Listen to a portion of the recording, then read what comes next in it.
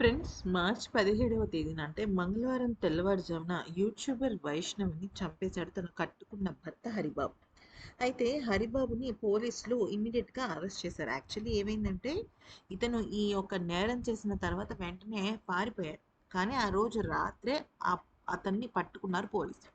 అయితే విషయం ఏంటంటే ఇక్కడ వరకట్నం వేధింపులని దృష్టిలో పెట్టుకొని అంటే ఈ వ్యక్తి అదనపు వరకట్నం కావాలి, నాకు తీసుకొచ్చి పెట్టు అని చెప్పేసి ఈ అమ్మాయిని టార్చర్ పెట్టాడు. అయితే అదే విషయంలో ఈ అమ్మాయికి, ఈ అబ్బాయికి గొడవ అవుతూ వచ్చిందనమాట. అయితే ఈ అమ్మాయి 4 నెలల గర్భవతి. అయితే గర్భవతిని చూడకుండా కూడా నిందితుడు దారుణంగా చంపేశాడు. అది పక్కన పెట్టేస్తే, ఇప్పుడు విషయం ఏంటంటే పోలీసులు ఫోరెన్సిక్ రిపోర్ట్‌కి సంబంధించి చాలా పెద్ద విషయాలను బయట పెట్టబోతున్నారు. అదేంటంటే ఆ రోజు నైట్ వీళ్ళిద్దరికీ గొడవైంది. అంటే మార్చ్ 16 నైట్. 17 తారీఖు తెల్లవారుజామున అంటే తెల్లారితే 17 ఉదయం అన్నప్పుడు ఇక రక్తపు మడుగులో పడి పడి ఉందన్నమాట ఈ అమ్మాయి. సో, ఈ నేపథ్యంలో అతను వాడిన కత్తి, అలాగే అతను వాడిన పల్సర్ బైక్ ఇవన్నీ కూడా తీసుకున్నట్టయితే, ఈ యొక్క ఘాతుకానికి పాల్పడింది ఇతనొక్కడే కాదు. ఇతని తల్లి, ఓకే. ఇతని తల్లి అలాగే ఇద్దరు అన్నలుంటారు చూసారా? అశోక్ అండ్ ఆనంద్. ఇతనికి ఇద్దరు అన్నలు గూడా ఉన్నారనమాట.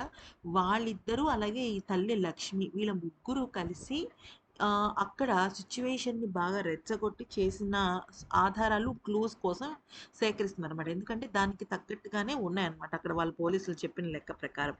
సో, ఏమైందంటే ఇతను పట్టుబట్టాడు గానీ, ఇతని తల్లి లక్ష్మి, అలాగే ఆనంద్, అశోకులు మాత్రం ప్రస్తుతం పరారీలో ఉన్నారన్నమాట. సో, ఇప్పుడు ఏమైందంటే 7 నెలల కిందటే వీళ్ళు ఇద్దరు కలిసి యూట్యూబ్ స్టార్ట్ చేశారు. యూట్యూబ్‌లో మంచి వ్యూవర్‌షిప్ వచ్చింది.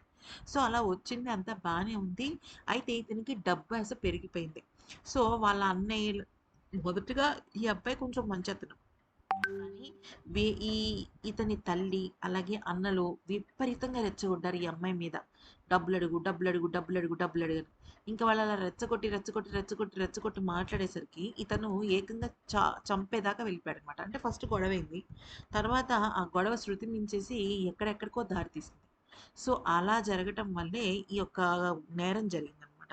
సో, ఇప్పుడు ఈ ఫోరెన్సిక్ రిపోర్ట్‌లో ఇతనొక్కడే కాదు. ఇంకా చాలా మంది ఉన్నారు. అంటే చాలా మందంటే ఇతని తల్లి, అలాగే ఇతని అన్నలు ఉన్నట్టు తెలుస్తుంది. ఒకవేళ గనక వాళ్ళిద్దరు కూడా ఉన్నారు అంటే మాత్రం పరిస్థితి అలాగే కేసు ఇంకొక కోణం తిరుగుతుందనమాట.